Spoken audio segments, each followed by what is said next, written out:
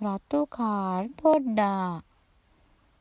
අනූපමගේ උපන්දිනේට තාත්තා ගෙනාවේ රතු කාර් පොඩ්ඩෙක්. අනූපම රතු කාර් පොඩ්ඩ ඇතුලේ වාඩි වුණා. මිදුල පුරා රවුම් ගියා. හැන්දෑ වෙලා එර බැස්සා. අනූපම ගෙට ගියා රතු කාර් පොඩ්ඩා මිදුලේ. අම්මා කිව්වා පුතේ රතු කාර් පොඩ්ඩා රෑට ගෙට ගන්න. තාත්තා කිව්වා රතු කාර් පොඩ්ඩට තනියම මිදුලේ ඉන්න බය ඇති. ගෙට ගන්න පුතේ.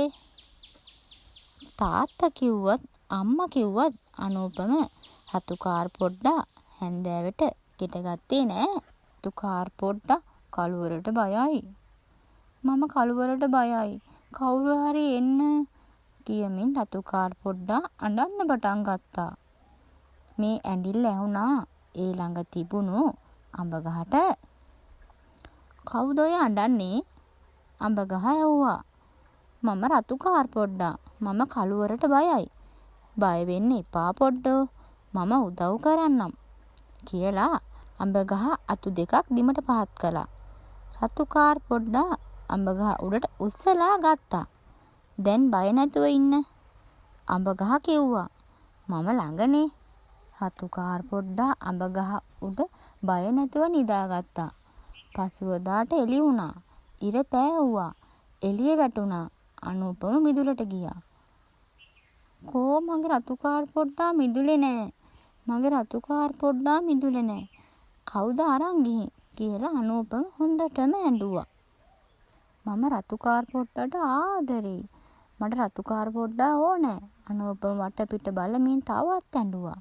අඹ ගහ උඩ හිටි රතු කාර් පොඩ්ඩට අනූපම අඬනවා ඇහුණා.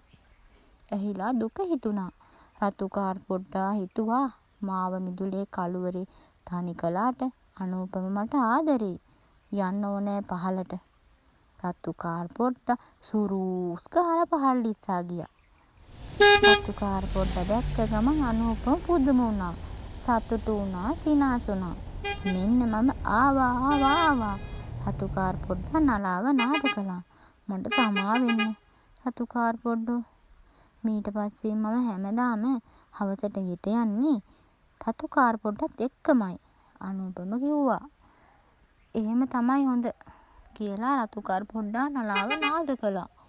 අනූපම රතු කාර් පොඩ්ඩා ඇතුලේ වාඩි වුණා. දෙන්නා එක්ක මිදුල පුරා රවුම් ගියේ සින්දු කිය. මිතුරන් ඉන්නේ උදව් කරන්නයි කරදරවලදී බේරා ගන්නයි සමගිව ඉන්නයි ආදර වෙන්නයි පොඩ්ඩන් හැටියට විනෝද වෙන්න